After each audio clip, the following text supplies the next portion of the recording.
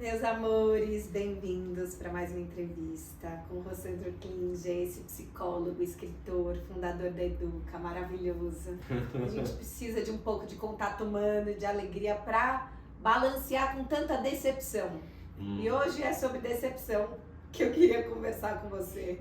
Porque a sensação que eu tenho e dos relatos todos que eu recebo, dos meus jantares com as amigas, das minhas deitadas de divã, é que tá todo mundo cada vez mais decepcionado com as relações. Então, ao mesmo tempo que a gente tem mais pontos de afeto, então tem a possibilidade de ter mais amigos, mais círculos sociais, mais paqueras, parece que todas as relações estão decepcionando as pessoas, sejam as românticas, as familiares, as de amizade, as consigo mesmo, e fica uma sensação de que, bom, não tá dando para esperar mais nada de ninguém.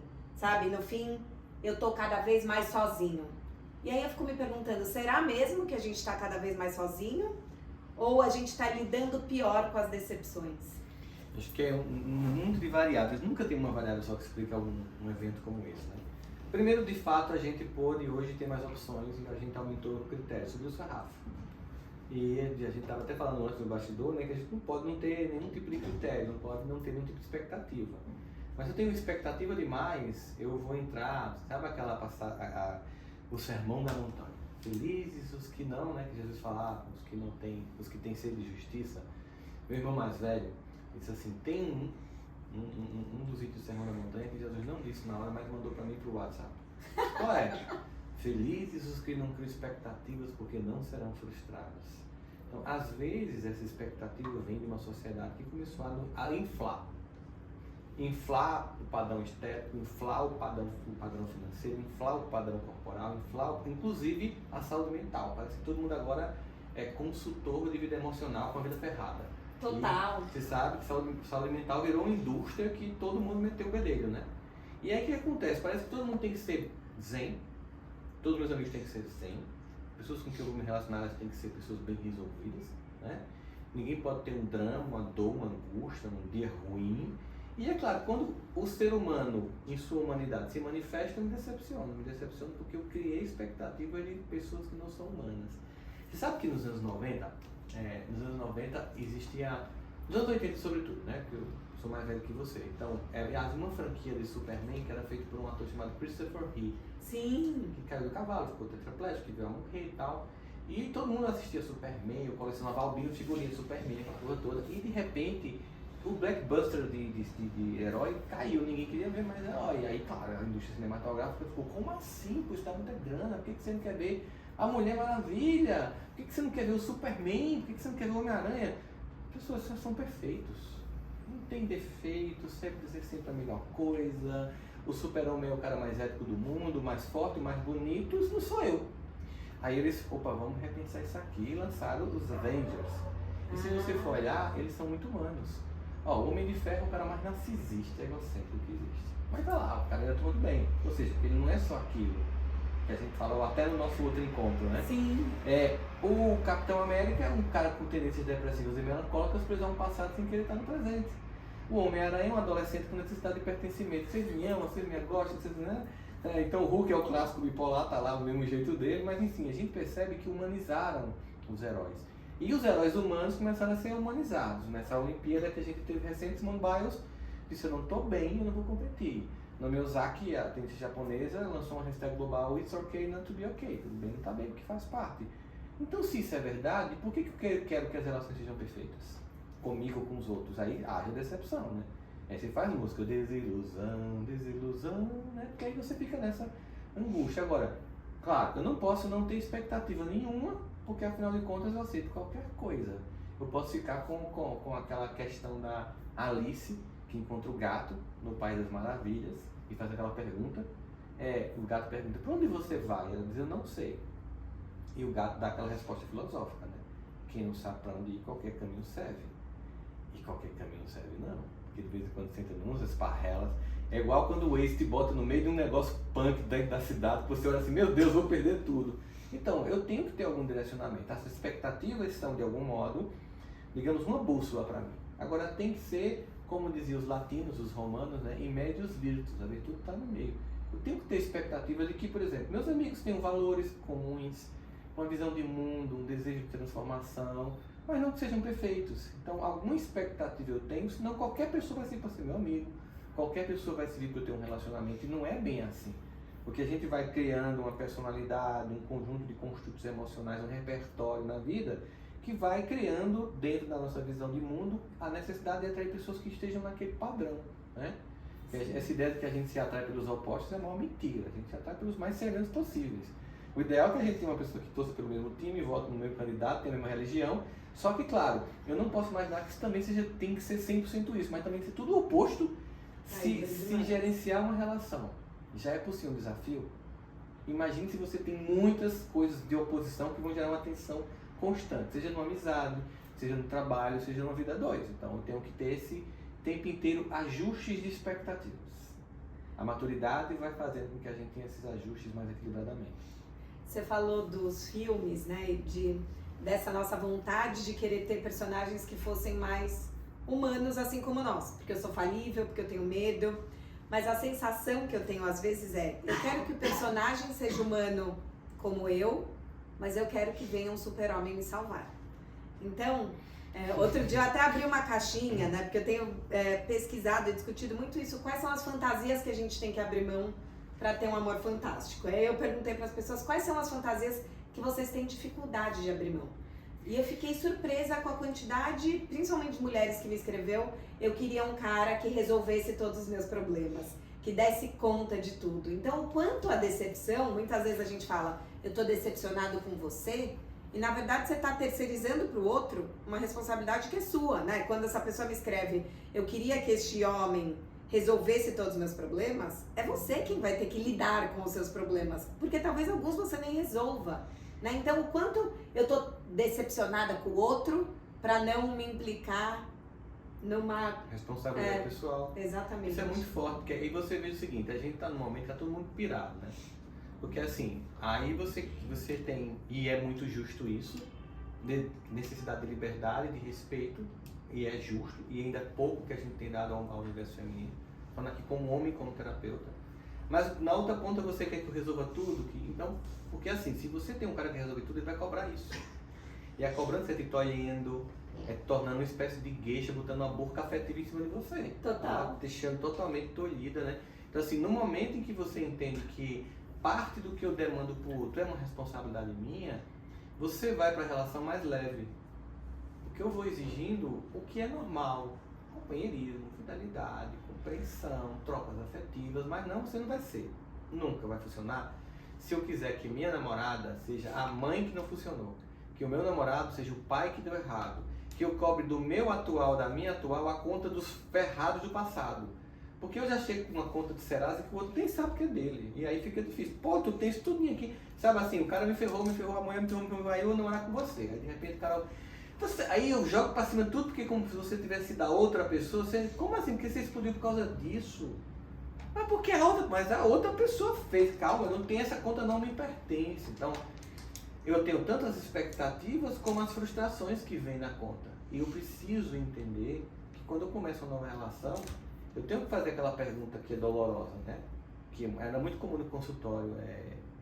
Recentemente a pessoa chegou pra mim e disse, porque eu tive 3 relações, 4, 5 relações, 5 psicopatas. Aí eu falei assim, então você é uma especialista em serial killer, né? Porque assim, eles geralmente matam pessoas. E tem um padrão de vítima. Agora vamos dizer assim, vamos primeiro mudar o nome, não vamos dizer que eles são 5 psicopatas, mas assim, que eram pessoas difíceis e que você pode passar a vida inteira perguntando por que eles te atropelaram. E eu já fui atropelado em relações afetivas, muito atropelado. E sabe quando foi que eu deixei de ser atropelado? Quando eu parei de perguntar por que a pessoa me atropelou. Sabe por que eu nunca vou ter essa resposta? Ela pode ter me atropelado porque é ruim, porque é perversa, porque é narcisista, porque é descompensada, ou porque nem percebeu, porque não tem nem consciência do que fez. A questão é por que eu fiquei na frente. Porque ninguém atropela a gente de uma vez. A gente vai ser atropelado. E por que nos primeiros sinais eu não saí? E aí tem a ver comigo. E aí volta pra mim, essa relação comigo mesmo. Então olha só, se eu começo a olhar pra mim e perceber que muito que eu espero do outro é meu, quando você faz esse acolhimento da criança interior, né? E Então quem tem que acolher tua criança não é o outro. Aliás, a gente briga quando as duas crianças se encontram. Total. Quando eu olho assim, cara, isso tem a ver com minhas necessidades, minhas carências lá infantis, eu tenho que resolver isso aqui, não é conta dessa pessoa. Eu não posso criar essa expectativa de que o outro vai me desenvolver um aspecto meu que é uma tarefa minha. Por isso que saúde mental para mim é o maior investimento que tem.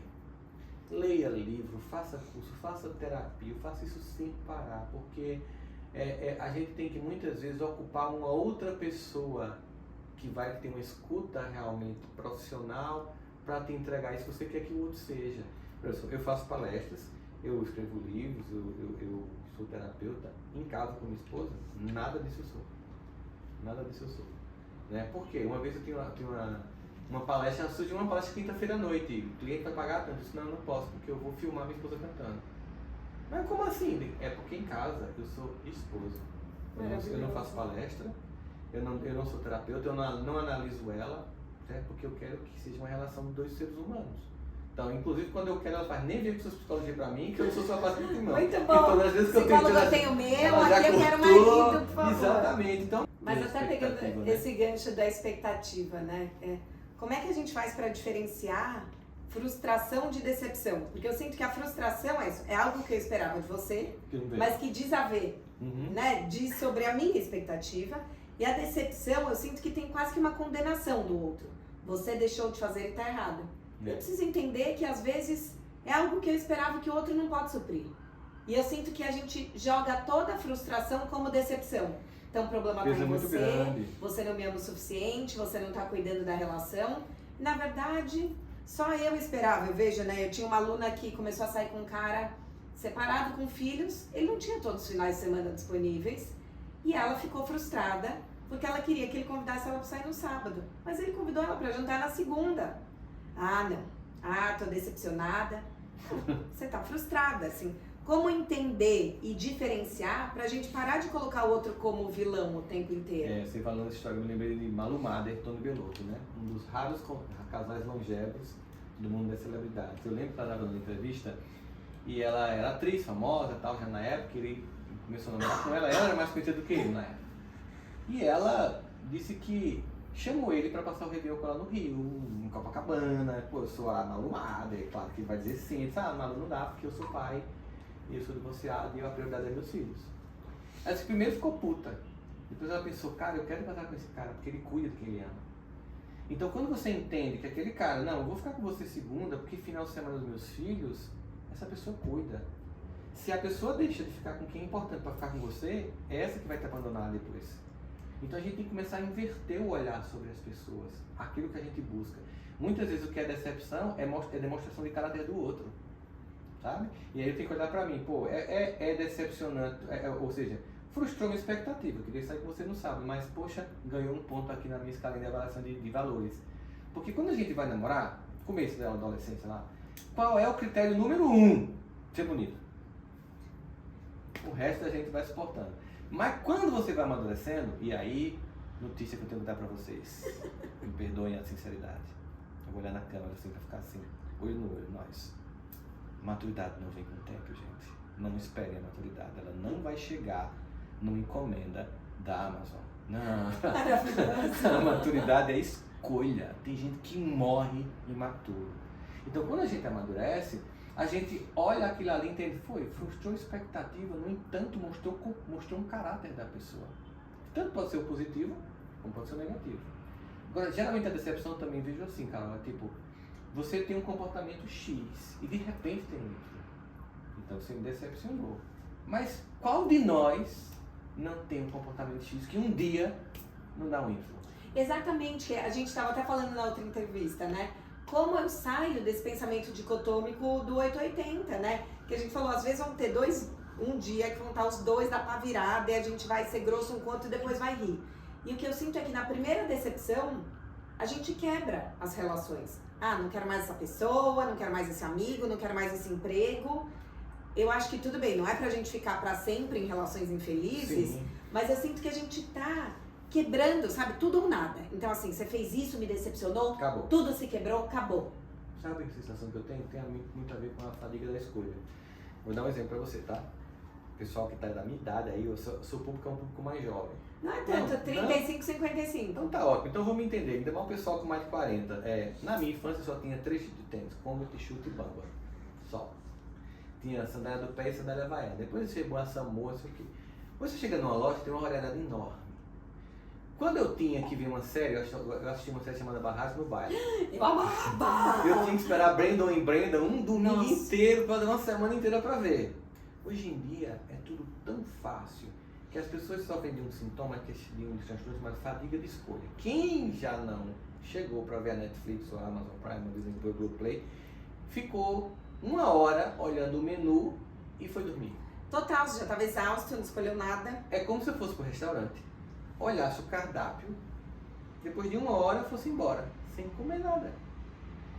O que isso quer dizer? É que parece que o cardápio afetivo é tão grande que existe até uma plataforma, que eu não vou dizer o nome aqui, que você parece um cardápio humano, que assim, não gostei, você me decepcionou, você me frustrou, não.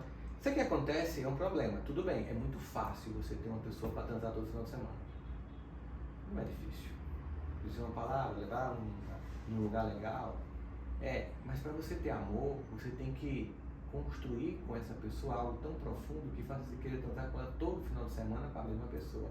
Mesmo que tenha um dia ou não, você não esteja afim, que é normal, mas que aquilo ali vale a pena. Eu não tenho como aprofundar relações. Nessa sociedade descartável, você também vira objeto. Porque não é só você que descarta, você também é descartado. Significa dizer que ninguém aprofunda relações. Vivemos num nível de superficialidade tão grande que isso explica muito tanta ansiedade, tanta depressão, tanto suicídio, tanta dor, porque nós precisamos ter intimidade. Relação que funciona, ela funciona depois de um ponto de intimidade. Intimidade leva tempo. Né? Quando eu pensei em namorar com o Janine, que aí a gente, no início do casamento, olha, quem tá vindo aqui é uma tia minha assim, assim, ela tal, ela tem tal comportamento, cuidado para não falar tal coisa, papapá, né? Tá conhecendo. 5 anos depois, 10 anos depois do casamento, de repente a tia chega, ela faz um olho, o Bluetooth comunica tudo, eu entendi, entendeu? Intimidade. Mas veja, se eu tô todo final de semana, eu tô a cada 6 meses trocando de relação, eu nunca vou criar raízes. E a intimidade, ela precisa que a gente sustente as decepções, né? Ou se refaça. Não tem como você ser. Porque eu sinto que a gente se ressente, não conversa, ou conversa atacando o outro. Então, assim, como lidar? Me decepcionei com meu parceiro, ou com meu pai, com meu irmão, porque às vezes parece que quanto mais intimidade também, mais eu me decepciono, porque daí a gente cria uma lógica de, não, mas você já me conhece, Rosandra, como é que você não sabe que eu precisava disso? Confesso assim com a letra, uma legenda, né, passando assim, não passa a legenda, não joga verde para colher maduro. Especialmente mulheres, homens são muito tapados. Eu falo com experiência própria. Se você quiser jogar uma para poder a gente entender, não, coloque com legenda, negrito, grifado, piscando, eu quero isso. Senão, não sabia. Então assim, o que acontece? Primeiro, são as pessoas que mais nós amamos que vão nos decepcionar. Por quê? Porque elas convivem conosco. Então a probabilidade de erro é maior do que alguém que passa esporadicamente na nossa vida. É uma frase bem clássica, né? De Jesus: quem comigo nos mesmos pratos come, hoje há de me trair, com Judas.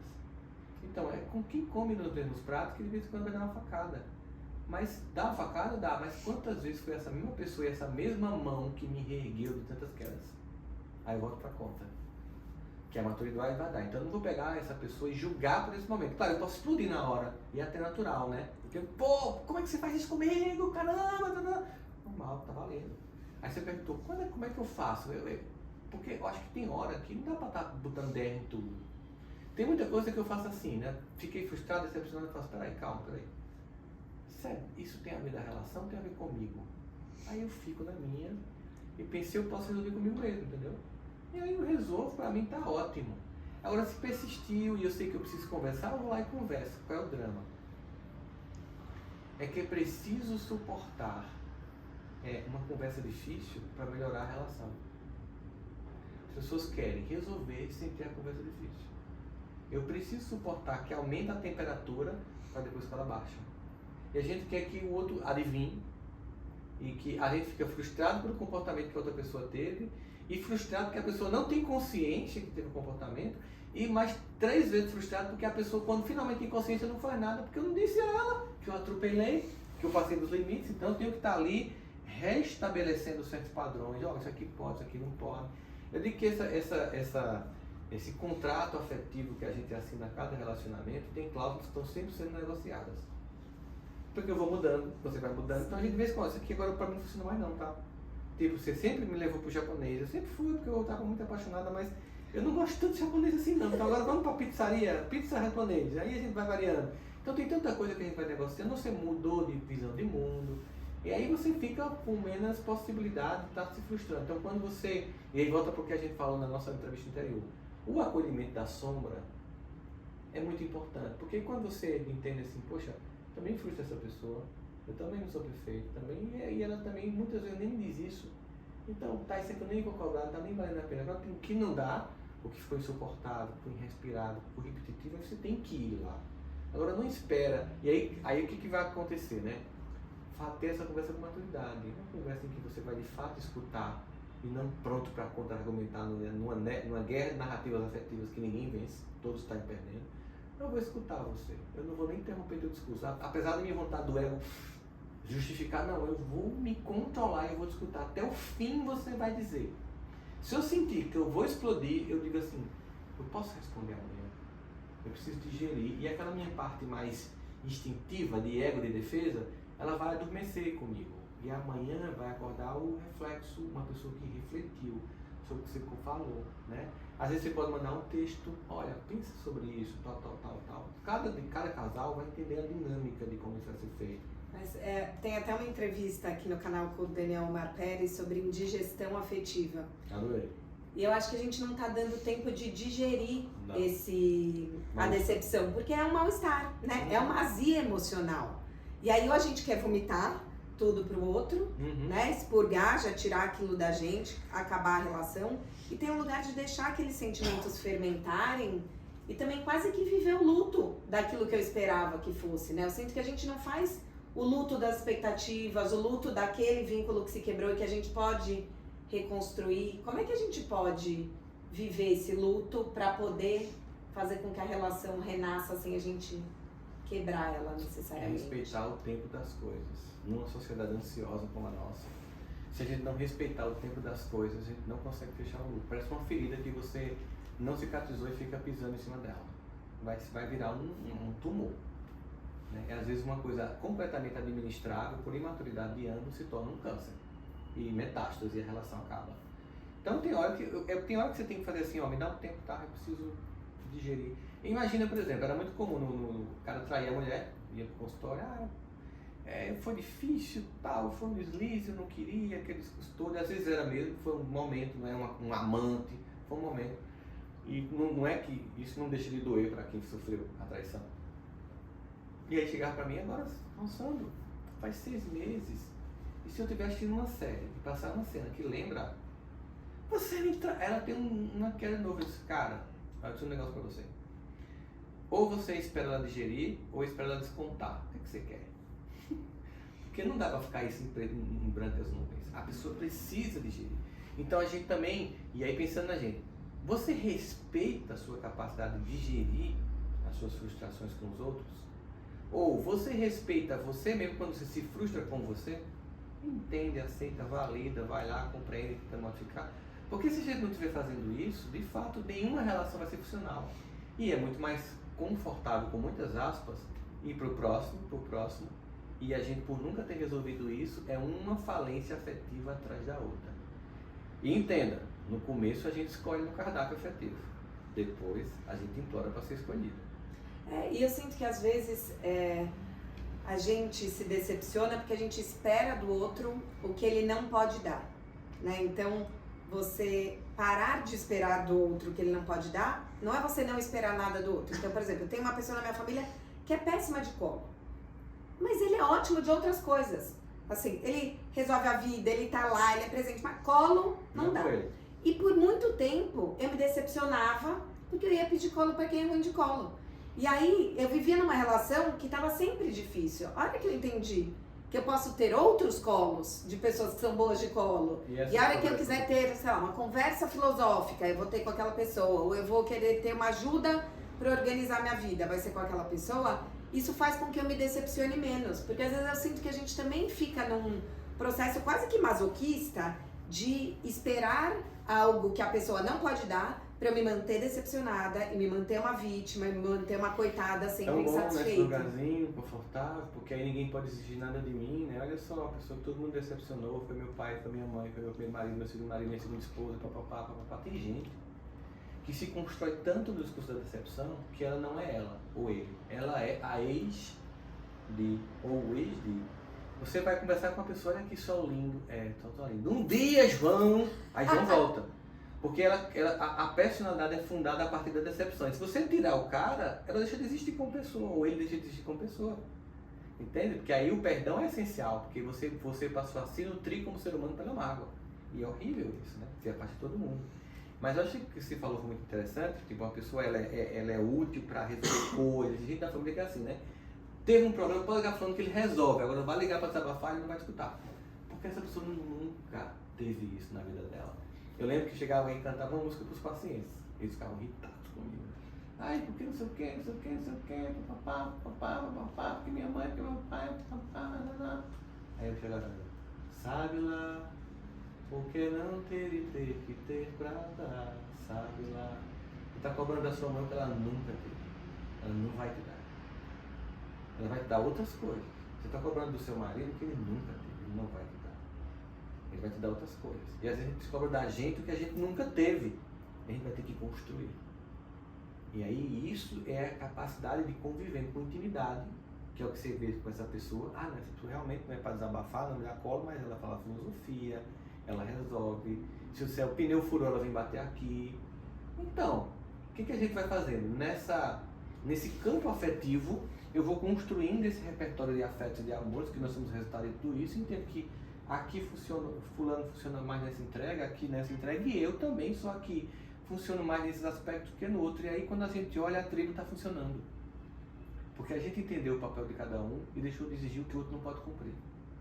Aí as coisas começam a funcionar melhor. A gente descentraliza os afetos, né? Exato. Porque acho que a gente ainda coloca o par romântico como a pessoa que vai ter que me salvar. Cara, e os outros ali estão para tapar buraco. A hora que eu entendo que eu posso ter vários afetos e várias decepções com esses afetos, né? Mas e a nossa decepção com a gente mesmo? Porque acho que essa é a mais difícil de lidar sem que ela caia na culpa. Porque tem um lugar do mais uma vez eu errei, mais uma vez, aí a gente volta até para a conversa da primeira entrevista, né? De sou eu que faço tudo errado, que escolho os caras errados, eu sou a paciente que falou, é o quinto psicopata. E aí eu me decepciono com a minha própria inabilidade de superar, né? Você falou do tempo das coisas. Eu lembro que a minha mãe morreu, eu tinha 5, eu tenho 38, então, imagina, faz 33 anos que eu levo esse papinho pro divã, né? E às vezes eu falo, cara, de novo, quantos anos mais eu vou trazer essa mulher pro divã? Talvez pra vida inteira. E eu me decepciono com a minha incapacidade, o quanto que tem a nossa decepção com a gente tem a ver com esse excesso de cobrança. E como a gente lida com essa decepção sem se culpar. Olha pra mim. Momento de desculpa, eu tô fazendo uma consulta aqui. Sabe, levar uma mãe que não pôde estar contigo desde os 5 anos para terapia, na minha maior prova de amor, não é um problema. É sempre dizer como seria bom se ela estivesse aqui agora. Como seria bom se ela pudesse ser a primeira a curtir o próximo vídeo que eu coloquei no canal. Isso é tão lindo, não sei como eu por isso não. Acolhe isso. Isso é uma filha que ama na ausência, de uma mãe que ama de onde estiver. Então isso não é uma doença, isso não é um transtorno, isso é amor. Amor é isso, a gente nunca deixa de falar do que a gente ama. Não importa se ela partiu ontem ou há 32 anos, tá bom? Ok? Ai, que lindo. É só amor isso aí. Quando a gente olha para a nossa vida, a gente olha para o aspecto que decepcionar-se comigo pode ser olhado como um lugar para culpa. E eu sempre coloco a culpa assim, metaforicamente. Imagina o seguinte, o gás de cozinha, ele na origem ele é inodoro. Sim. Mas se a gente chegasse em casa, tivesse vazando gás e não sentisse o cheiro, o perigo era maior.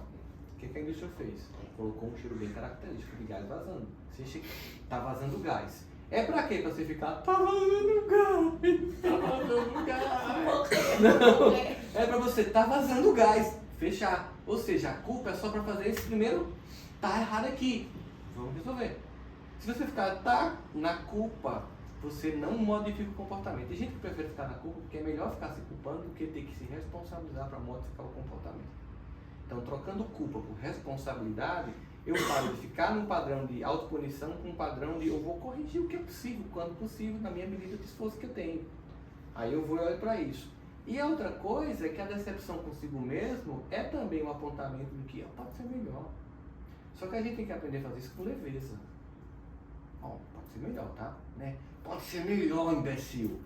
O tom que eu dou, a forma como eu enxergo as minhas decepções, as minhas quedas, vão dizer se eu vou gastar muita energia numa acusação ou se eu vou construir, eu vou usar essa energia para construir a nova resposta, que não necessariamente vai ser a próxima, porque implica dizer que para poder finalmente acertar, eu vou errar muito. Aí eu tenho que fazer uma ressignificação disso. Eu falei muito na minha vida.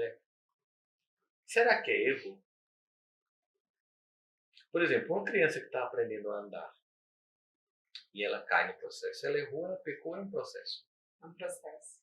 Uma criança que está tentando aprender a ler e gagueja, ela errou, pecou, é processo. Alguém que está tentando se fazer uma pessoa que se faça respeitar e que consegue alguém que ame ela ou ame ele, se encontrou 1, 2, 3 pessoas ruins, é uma pessoa idiota ou está no processo? Está no processo. Eu não posso olhar para as pessoas que estão em relações tóxicas e chamá-las de idiotas. Está no seu processo. Agora, se puder dar uma aceleradazinha, porque você está no slow motion da bexiga, então está sofrendo pra caramba, né? E acho que tem uma coisa de se abrir para o novo, né? Eu vi você falando isso num vídeo e eu acho que é muito importante também. Talvez se a gente se decepcionou nessas relações e se as coisas se esvaziaram, por que não eu me propor, então, a preencher esse vazio com amizades novas, com outro ritual. Eu li uma vez uma pesquisa de neurociência que falava que a gente tem que estimular os 5 sentidos com coisas diferentes que sejam prazerosas. Você ir treinando o corpo de que você pode ter outras alegrias. Eu sinto que às vezes nesse estado de decepção a gente se afunda na sofrência. Uhum. Então, a gente deveria lidar com a decepção também, pode ser um convite a se reinventar, assim, em baby steps? Com certeza. A gente tem que se reinventar e aprender a acolher isso, sabe? Faz parte. E tem dia que eu tô muito puto comigo. Não tem jeito. Só que assim, hoje em dia, eu não fico muito tempo puto. Eu fico inicialmente puto. Digo, cara, tá. De vez em quando vem na minha mente assim, né? Hoje eu tava viajando e eu lembrei, quando eu comecei a atender, veio uma mãe com uma criança para eu atender. E eu só atendi adultos. Ela entrou no consultório com a criança com muito sofrimento. Queria que você atendesse a mim, meu filho. Eu só atendo adulto. Então, por favor, só me escuta, eu já estou aqui. Eu mandei ela embora. Cara, depois que ela saiu, não deu 30 minutos. Que merda! Como é que eu não acolhi essa mulher que custava? Não nem cobrar consulta. Só escutar ela, né? E aí, claro, eu podia ficar o resto da minha vida me culpando que eu escutei essa mulher. Ou dizer pra mim, a próxima mãe que chegar aqui, você vai escutar. E aí eu faço muito isso agora. Eu sempre peço a Deus mesmo, assim, na minha concepção de sagrado, que eu seja um instrumento a qualquer momento. Eu estava num voo, a semana passada, eu estava ouvindo um podcast. A Casa da Mulher Abandonada. Nossa, eu viciei, Foi Cíntia que me botou pra eu escutar. Chico Felipe arrasou. E aí eu tava aqui, aí de repente eu vi uma... Sabe quando você sente que tem uma pessoa te olhando aqui na nuca? Aí eu olhei assim, tem uma pessoa mesmo assim. Ela não estava nesse lugar do avião. Ela veio com a cadeira atrás da minha para ficar me olhando. Aí quando eu olhei, ela fez, você me daria, por favor, 5 minutos da sua vida? Eu fiz, claro. Tirei o fone de ouvido e já sabia que havia dor. Eu botei o fone de ouvido. Eu tô indo visitar minha filha, tá em coma. 3ª tentativa de suicídio. Me ajuda. Aí, sabe o que eu faço hoje, Carol? Quando vem na minha mente a acusação, aquela mãe que eu não atendi, eu lembro das que eu atendo. Porque a conta do passado, essa eu não posso pagar. A pessoa que eu decepcionei, ou a mim mesmo, em algum ponto, se eu for tentar pagar aquela conta que não tem como, porque passou o dia do boleto, eu não vou conseguir entender que tem outras contas chegando que eu posso pagar essas, sabe? E que mas que elas não venham com o peso daquela, né, não do Serasa, não que vou você me falou. culpar. Eu acho que muitas vezes eu vejo as pessoas chegando assim, né? É mais um cara que não deu certo. Assim, você sofre por essa pessoa, ela paga a conta de todas as suas decepções amorosas, ou você já entra nessa relação como um réu culpado, pagando a conta de todos os erros que você cometeu na vida. Sabe quando eu lembro que Thomas Alva Edison estava fazendo a lâmpada elétrica na milésima experiência, né? Um cientista do lado dele, com o mesmo currículo, a mesma capacidade técnica, no mesmo laboratório, diz assim, Dr. Thomas, desista. Aí ele fica espantado. Por quê? Parecia óbvio. O cara pergunta, mas como? Por quê? A milésima tentativa que dá errado. Ele disse, não, agora que eu vou continuar. Eu disse, por quê? Porque eu sei mil formas de não fazer lâmpada elétrica. Ele estava vendo não 1000 erros, mas a aproximação do acerto. Eu lembro que quando eu li essa história da biografia de Thomas Edison, eu disse assim, se eu tivesse feito isso nos meus primeiros namoros, lista do que não pode repetir, a gente não planeja a vida afetiva, acha que ela vai no toque, vai assim, no toque de caixa, e não, ela precisa ser pensada, refletida, a gente erra muito. E quando a gente fala, peraí, calma. Agora, não com um tom de culpa, mas de responsabilidade. Qual a minha participação nessas coisas que não estão funcionando? Porque, inclusive, aquele namoro, um ano de um namoro massa, aí deu errado no final, acabou. Esse ano foi horrível, um namoro incrível que acabou. Não, você teve, 10 meses incríveis, em que você aprendeu a viver muitas experiências legais, e que no final não funcionou, e você tem que entender o que não funcionou. Porque, às vezes, não tem a ver com você, não. É um outro problema. Sim, é muita gente boa, sei o que lá, papapá, mas sei lá, falta um... Eu sei o que falta, sabe o quê? Falta descompensação, falta agressão, falta humilhação. Se acostumou, isso pode para homem e para mulher. Tá? Tem uma experiência com hamster, né, sobre condicionamento psicológico. A pergunta era, por que alguém fica horas esperando alguém ligar no telefone sofrendo? Por que eu, como homem, escutei várias vezes meus amigos, você não pode ligar todo dia, tem que ligar um dia, sumir 2. E aí eu cheguei uma vez assim, Deus, me arruma uma mulher que me aceite como eu sou, porque eu não vou fazer treinamento com cafajeste, eu não tenho paciência para jogo, porque a vida já é um jogo muito hard, é tanta coisa lá fora que na relação quero alguém que venha para paz, e não para eu ter que estar jogando xadrez e manipulando, não dá! E Deus atendeu os meus pedidos, graças a Deus, né? O que acontece? Isso é a experiência de condicionamento. Se você coloca uma gotinha de água a cada 10 alavancas que o ratinho aperta, ele se condicionou que se ele der 10 toques, a água vem. Né? Se você deixa de dar a gotinha, quanto tempo o rato leva para perceber que não vem mais? Ele fica insistindo. 10, 10, 10, 10. Em algum momento, ele vai entender que não vem. Porque eu dava 10 gotas, eu dava uma gota a cada 10 toques. Ou seja, era uma relação estável. Mas e se eu der na primeira vez que você bate, depois na outra com 30 toques, depois só com 100, depois com 3. Se eu não criar uma ordem, aquele rato nunca desiste. Tem pessoas que são assim. Elas chegam na sua vida, dão muito hoje, amanhã não dão nada, depois faltam, depois chegam com rosas, depois te maltrata. Quando ela sai, ou quando a relação acaba, você acha que ainda vai vir, passa um monte de tempo insistindo. Essas pessoas que não são previsíveis no bom sentido da relação são as mais perigosas.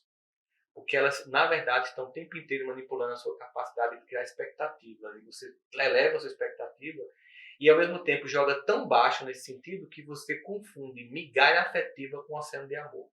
Quando você já está rastejando no chão. É hora de acordar. Essa decepção vale a pena sentir. Vale a pena sentir, para a pessoa acordar. Rossandra, muito, muito obrigada. Eu que agradeço. Nossa, que aula! É um prazer. Sempre, sempre. Parabéns pelo seu trabalho. Obrigada. Continue, né, levando lucidez. As pessoas precisam muito dessa temática de vida a dois. O que a gente puder fazer para acordar as pessoas é muito bem-vindo. Que a gente tenha educação afetiva. É isso. Sempre. Não só financeira. Exatamente. Afetiva também, gente. Essa é a mais importante.